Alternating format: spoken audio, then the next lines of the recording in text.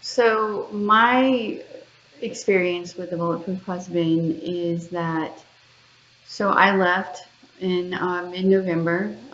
The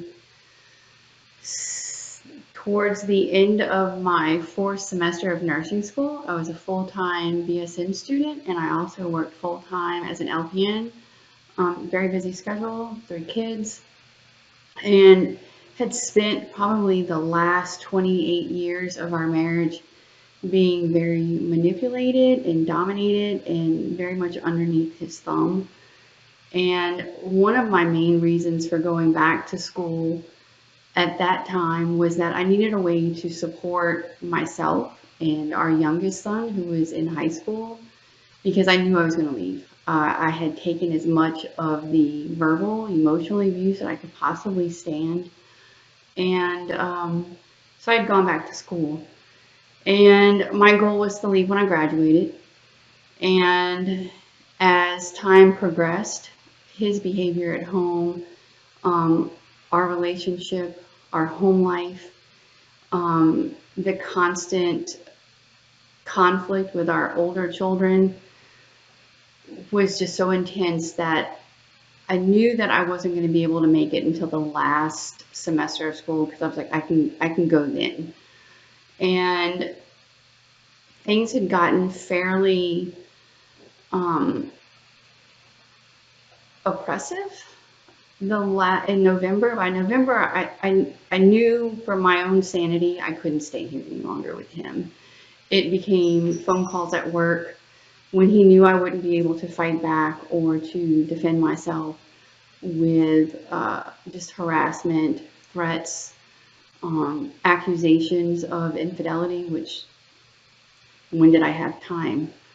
Much less wash my own hair. When was I going to do something other than be here or doing homework?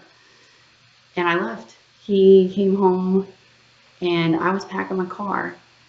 And he was like, wait, stay, don't go, we can work this out. And this was something that had happened several times before. And I was always, with my arm twisted behind my back, per se, I'd stay.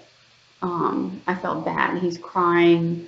He promises that he's going to change. And I left. I left with my oldest son crying, begging me not to leave. My youngest son hadn't even come home from school or gotten off the bus. He had no idea what was going on.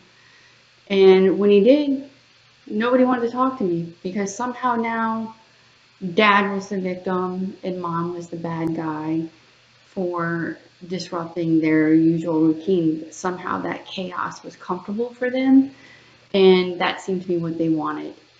And so I kept myself as distant as I could from Chuck because he was really good at manipulating people, and either with good behavior or bad behavior. And so he would call and, hey, I want to tell you something that I learned about myself. I'm like, I don't care. I don't want to hear it. You're just going to try another way to manipulate me. It doesn't matter to me that you learned this now. You should have learned it 20 years ago. I don't care that now you know that I don't like that sort of behavior. I don't like to be talked to that way or whatever. It's too late. I don't care. Um, but then we'd have get-togethers, kids' birthdays, graduation, and still, he's very just still touchy-feely, um, like nothing ever happened, and it's like, look, done.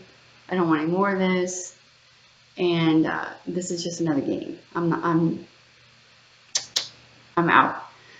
So probably around late spring of 2020, it began to look genuine. That the changes were there. He was no longer easily upset. You could pull out in front of him at a red light 2 years ago, and it was like you had stolen all of his money. He would just lose his absolute cool. That's a fact. And now it was like, meh, it's okay, and oh, he wrecked the car. It's okay. I can replace it. I can fix it. And it's like, who's this guy? Where did he come from? And we spent more time together. I was living by myself. I had rented a house not far from where we live. And so I was like, hey, I'm bored. You want to go ride bikes? So we'd go ride bikes and, we'd have these conversations while we were riding, however many miles.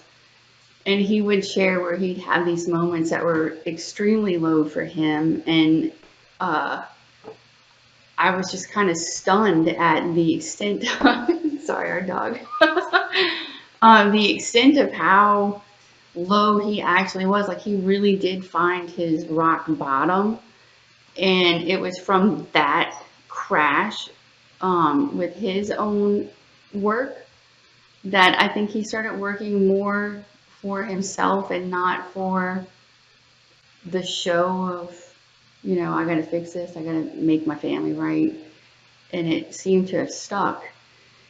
And I started thinking then that maybe I could, see that this was a real change. And our youngest son went off to college, and I flew out there, met that he drove him. I flew out after a trip, and we spent some more time touring the campus and hanging out. And again, once we got back home, we went out a few more times, and it just seemed to be something that we needed to work on together. And I did start seeing a therapist because it was like, I'm now the jerk in the room. I've got the sarcastic, mean girl, and he's Mr. Nice Guy. So I can't, now it made it very obvious that I still have some stuff that I needed to work on.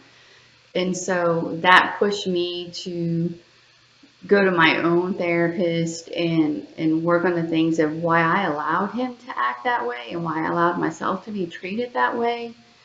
And so we could move forward to see what the rest of our lives were going to look like together. And I really think that the Bulletproof Husband was the jumping off point for our marriage to be repaired and fully restored to where it should have been 30 years ago. Right. That's So it. that's it. Bye. Thank you.